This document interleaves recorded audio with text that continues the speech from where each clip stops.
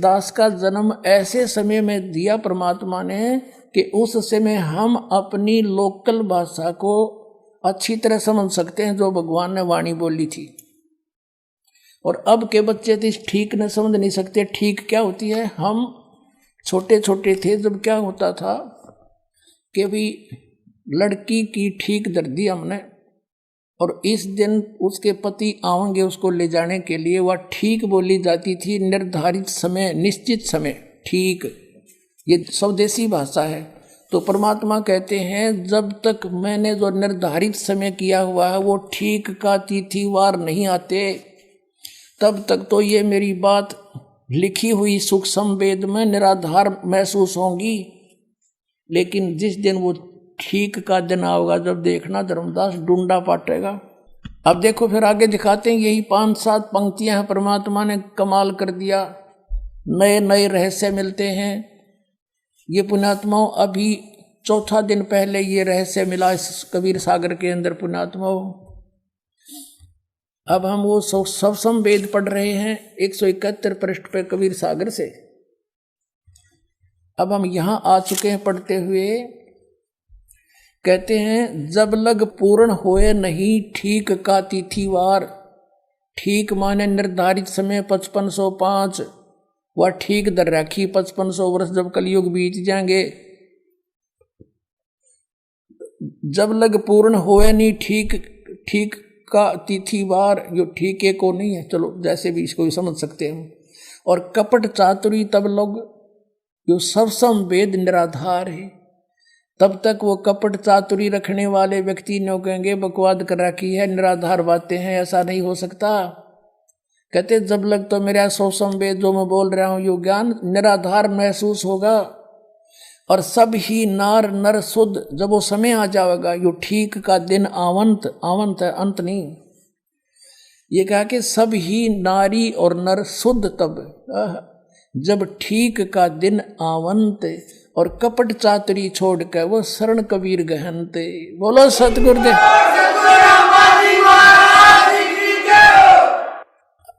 स्पष्ट कर दिया परमात्मा ने कि जब वो ठीक का दिन आ गया, वो ठीक का दिन अब आ चुका पुण्यात्मा, वो ठीक का दिन।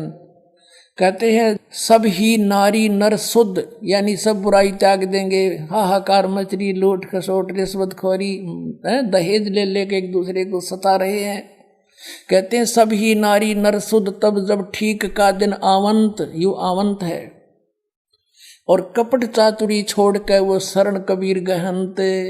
अब क्या बताया है कि एक अनेक हो गए, मेरी प्यारी आत्मा भिन्न भिन्न मजहबों में बट गई, एक अनेक हव गयो और पुन अनेक हो एक, सब मिलकर फिर एक होएंगे।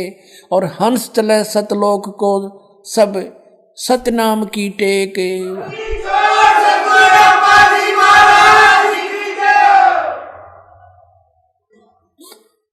देख कितना कमाल कर दिया परमात्मा ने कि एक अनेक हो गई, नारे नारे मजहबों में धर्मों में बांट दिया इस काल ने हमें आपस में लड़ा मारने के लिए।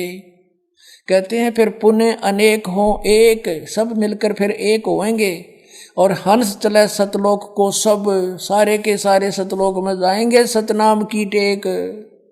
आगे क्या कहा है कि सभी के सभी सतलोक चलेंगे, और सतनाम की टेक उस 2 अक्षर के मंत्र के सहारे, उसकी भक्ति की टेक से सतलोक जा सकेंगे, जो इन काल के पंथियों ने पता भी नहीं सतनाम क्या है, खांड का है कि पीण का, कोई स्थान है या नाम है।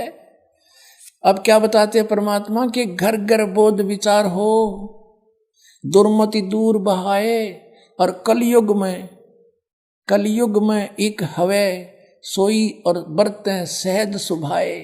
अब देखो परमात्मा ने क्या कहा है कि घर घर बोध विचार हो, दुर्मति दूर बहाए, और कलयुग में एक होकर सब बरतें सहज स्वभाव। अब इसका क्या अर्थ बनता है कि घर घर के अंदर परमात्मा कहते हैं मेरे ज्ञान की चर्चा होया करेगी। पुण्यात्मा आज देख रहे हो परमात्मा की दया से परमेश्वर के बच्चे किस प्रकार घर घर में जाके द्वार पे खटखटा रहे हैं, परमात्मा के संदेश लेकर जा रहे हैं, उनकी चिट्ठी पहुंचा रहे हैं उनकी प्यारी आत्माओं तक। और घर घर के अंदर ये पुस्तक ज्ञान गंगा पहुंच रही है और सब बैठ के विचार विमर्श किया करेंगे, सचमुच हम तो बर्बाद हो गए थे, सचमुच ये तो ज्ञान है, सच्चा है, सब बुराई छोड़ के।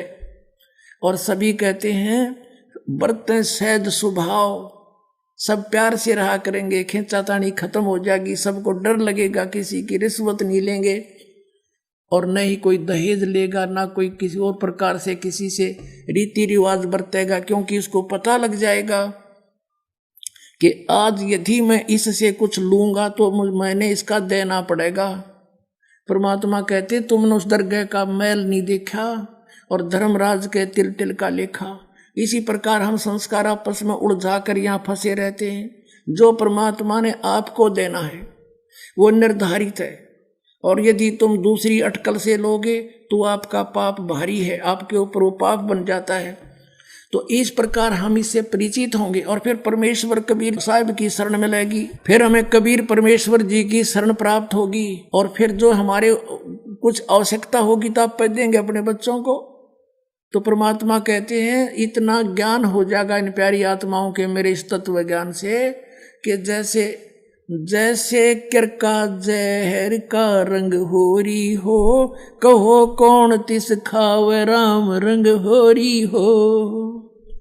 कहते हैं जैसे किसी को पता लग गया कि एक कण पड़ा है विष का, और कौन जीभ कहलावेगा, दूर फेंक देगा, ठा के मिट्टी में दबा देगा, कहीं और के भी हाथ ना लग जाए, कोई बच्चा खा कर मर जाए।